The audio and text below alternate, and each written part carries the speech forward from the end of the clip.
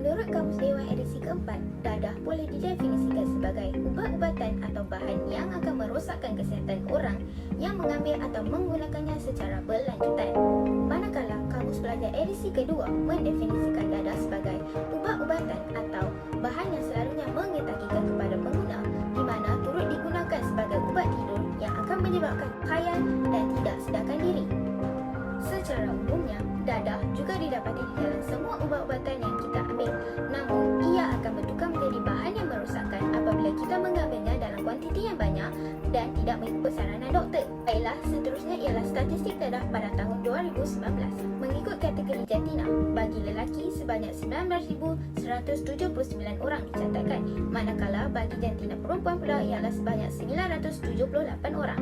Seterusnya, mengikut kategori negeri, negeri Kedah telah mencatatkan sebanyak 2,608 orang, manakala bagi kategori etnik pula, Melayu telah mencatatkan sebanyak 15,864 orang. Dan yang terakhir, bagi kategori umur, seramai 15,033 orang yang terlibat dalam kes dadah merangkumi 19 hingga 39 tahun. Seterusnya, saya akan menerangkan tentang jenis-jenis dadah. Jenis dadah yang pertama ialah penahan sakit, iaitu contohnya morfin atau heroin. Yang kedua ialah perangsang. Dadah ini akan menggalakkan keyakinan seseorang, contohnya kokain dan amfetamina. Tambahan pula, dadah jenis methamphetamine kristalin mencatatkan kes tertinggi pada tahun 2019 iaitu sebanyak 13,768 kes. Yang ketiga ialah inhalat, iaitu bahan kimia yang mengandungi bahan psikoaktif, contohnya gam dan cat. Ia akan digunakan sebagai hiruan atau sedutan. Yang keempat ialah halusinogen. Dadah ini akan menyebabkan seseorang itu berhalusinasi di mana ia tidak dapat menentukan sama ada perkara itu betul atau salah. Contohnya marijuana, kanabis dan daun ketuk. Kerajaan Malaysia juga telah menetapkan akta-akta berkaitan dadah bagi memerangi dan memanteras gejala dadah. Antaranya ialah Akta Dadah Berbahaya dalam kurungan 38B ADB 1952. Akta ini menerangkan jika seseorang itu didapati bersalah di bawah Seksyen 15, dia dengan serta-merta menjalani pengawasan oleh pegawai selepas menjalani hukuman yang dikenakan ke atasnya bagi tempoh tidak kurang dari 2 tahun, seperti yang ditetapkan oleh mahkamah. Nama saya Tan Suyong. Sekarang saya akan membentangkan puncak-puncak isu dadah dalam pembangunan negara. Yang pertama, pihak berkenaan kaji tentang isu dadah di negara ini dan negara barat. Contohnya, universiti tempatan seperti UKM, UUM, USM dan UM.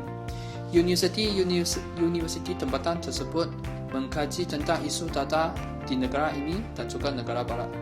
Selain itu, Agensi Data Kebangsaan ADK dan Kementerian Kesihatan telah menjalankan kajian berhubung dengan masalah yang sama. Tambahan pula, agensi bukan kerajaan seperti pemadam dan pengasih juga telah menjalankan kajian tentang perkara ini. Hal ini menunjukkan isu data di negara ini semakin serius dan diambil berat oleh berbagai pihak yang berkenaan. Kedua, usaha telah dilakukan bagi memerangi dadah. Usaha yang pertama ialah penubuhan jawatan kuasa Kabinet Membanteras Gejala Dadah 2004. Kedua, penubuhan Agensi Anti Dadah Kebangsaan AADK 1996. Ketiga, penubuhan Persatuan Mencegah Dadah Malaysia Pemadam 1976. Keempat, Majlis Anti Dadah Kebangsaan. Kelima, perpindahan Akta Dadah Berbahaya 1952 mahu mengenakan hukuman berat terhadap bersalah. Pada hari 19 Februari setiap tahun sebagai Hari Anti Dadah Kebangsaan di Malaysia. Tujuan kajian ini dilakukan adalah untuk yang pertama, memahami dadah. Kedua, faktor-faktor berlakunya isu dadah. Ketiga, menjelaskan kesan-kesan dadah terhadap pembangunan negara. Keempat, langkah penyelesaian untuk membasmi isu dadah di negara Malaysia. Sekian, terima kasih. Assalamualaikum dan selamat sejahtera. Nama saya ialah Siti Nur Azhar binti Arifin. Pada hari ini saya akan menerangkan tentang faktor-faktor kepada berlakunya penyalahgunaan dadah di Malaysia dari segi sosial. Yang pertama ialah pengaruh rakan sebaya. Hal ini kerana banyak masa terluang digunakan bersama rakan sebaya berbanding dengan ahli keluarga. Oleh itu, pemilihan rakan sebaya amatlah penting kerana telah memberi rakan akan memberi kesan yang negatif. Yang kedua pula ialah tekanan perasaan.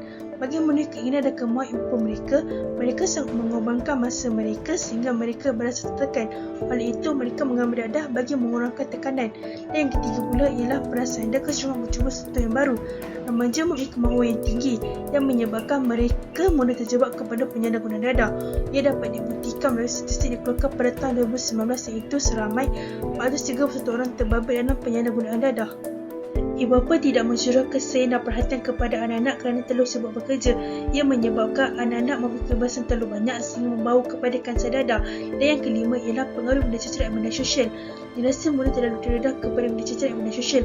Hal ini menyebabkan berlaku perubahan tingkah laku dan akal fikiran mereka yang menyebabkan mereka bertindak secara melulu. Yang terakhir ialah kurang didikan agama. Ibu bapa tidak memberikan didikan agama yang secukupnya yang menyebabkan mereka terdedah kepada salah laku dan melakukan perkara-perkara larangan agama. Nama saya Lo Suci. Sekarang saya akan terangkan kesan-kesan isu dadah.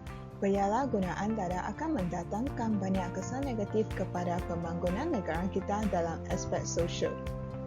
Kesan yang pertama merupakan mara dan reputasi baik keluarga penagih dadah kecerdas dalam komuniti. Hal ini kerana penagih dadah akan menjadi tanggungan yang berat kepada keluarganya kerana keluarganya perlu meluangkan masa serta menyumbangkan wang dan tenaga untuk memberi rawatan kepada penagih dadah. Selain itu, penagih dadah juga akan menghamparkan harapan ibu bapa mereka apabila melibatkan diri dalam pengambilan dadah. Seterusnya, kesan yang kedua merupakan masalah penyalahgunaan dadah dalam golongan remaja semakin hari semakin serius. Tindakan penagih dadah mempengaruhi remaja zaman sekarang yang suka mencontohi tindakan orang lain. Ini disebabkan pemikiran remaja yang masih tidak matang, oleh itu mereka lebih mudah dipengaruhi dan mengabaikan keburukan dadah dan jatuh ke dalam aktiviti penyalahgunaan dadah. Di samping itu, isu penyalahgunaan dadah akan menyebabkan keamanan masyarakat terjejas.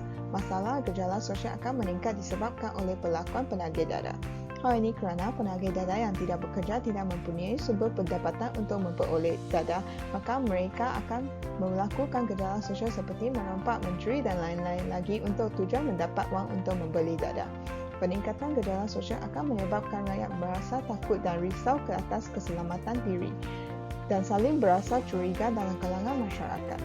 Ini akan terus merenggangkan hubungan antara etnik dan menjejaskan perpaduan antara kaum. Tambahan pula, isu penyalahgunaan dadah akan memburukkan nama negara kita. Isu penyalahgunaan dadah yang serius dalam negara kita akan merosakkan keyakinan negara-negara lain terhadap negara kita. Hal ini akan menyebabkan negara lain mengurangkan urusan perniagaan dengan negara kita. Secara langsung, ekonomi negara kita akan terjejas akibat daripada tiada kerjasama atau bantuan dari negara lain. Akhirnya, salah satu kesan isu penyalahgunaan dadah merupakan kemerosotan dalam prestasi dan disiplin kerja. Masyarakat yang melibatkan diri dalam pengambilan dadah akan mengabaikan kewajipan terhadap pekerjaan, keluarga serta masyarakat sekeliling. Hal ini menyebabkan penagih dadah akan dipecat oleh majikan dan berdepan dengan risiko pengangguran. Dari aspek ekonomi, pengurangan jumlah penagih dadah yang merupakan buruh negara dalam syarikat akan menyebabkan penurunan daya pengeluaran dalam syarikat dan juga pendapatan negara. Ini akan memberi impak negatif terhadap pembangunan negara. Assalamualaikum, nama saya Muhammad Arif Najmi bin Ismail. Saya ingin membincangkan langkah-langkah untuk mengatasi masalah penyalahgunaan dadah. Yang pertama ialah kaedah kerawatan yang diberikan. Pihak Agensi Anti Dadah Kebangsaan melalui bahagian rawatan perubatan dan pemulihan telah melaksanakan pelbagai pendekatan dan program rawatan dan pemulihan dadah. Mereka menganggap penagih-penagih seperti sakit biasa. Seterusnya ialah kempen dan program pemulihan. Agensi-agensi yang terlibat juga telah membuat pemantauan agar dapat mengurangkan masalah ketagihan dadah secara berulangan yang dihadapi oleh penagih. Oleh itu, ia sangat memberi impak positif kepada para bekas-bekas penagih agar tidak mengulanginya lagi. Seterusnya, media massa. Media massa berperanan untuk memperbanyakkan lagi iklan-iklan dan berita-berita yang berkenaan dengan penyalahgunaan dadah. Hal ini akan memberi kesedaran kepada masyarakat betapa buruknya kesan dan akibat terhadap penyalahgunaan dadah ini. Seterusnya ialah kem motivasi. Kem motivasi akan memberi keinsafan kepada diri penagih. Selain itu, akan mengisi masa terluang mereka dengan aktiviti-aktiviti yang berfaedah. Yang terakhir ialah memperketatkan undang-undang serta menjatuhkan hukuman yang setimpal kepada bersalah. Hal ini akan memberikan kesedaran kepada pesalah agar tidak mengulanginya lagi. Okey, kita berada di kesimpulan sekarang. Penyalahgunaan dadah berpunca daripada pelbagai faktor yang boleh menyebabkan banyak masalah sosial berlaku. Semua pihak hendaklah sentiasa bersatu padu dalam mengatur strategi untuk mengatasi masalah ini yang juga dianggap musuh utama negara yang sangat dirisaukan oleh semua pihak. Perkara ini perlu diatasi dengan segera agar pembangunan serta kemajuan yang hendak dikecapi selama ini menjadi suatu perkara yang realiti. Sasaran pencegahan secara berkala perlu diadakan dengan cara yang lebih spesifik, iaitu merangkumi kempen pencegahan yang lebih awal dan boleh dilakukan seawal peringkat sekolah rendah lagi. Pengaruh daripada pendidikan keluarga terutamanya ibu bapa harus diberikan penekanan dan dititik beratkan khususnya kepada didikan keagamaan yang mencukupi kepada anak-anak seawal usia lagi. Terima kasih.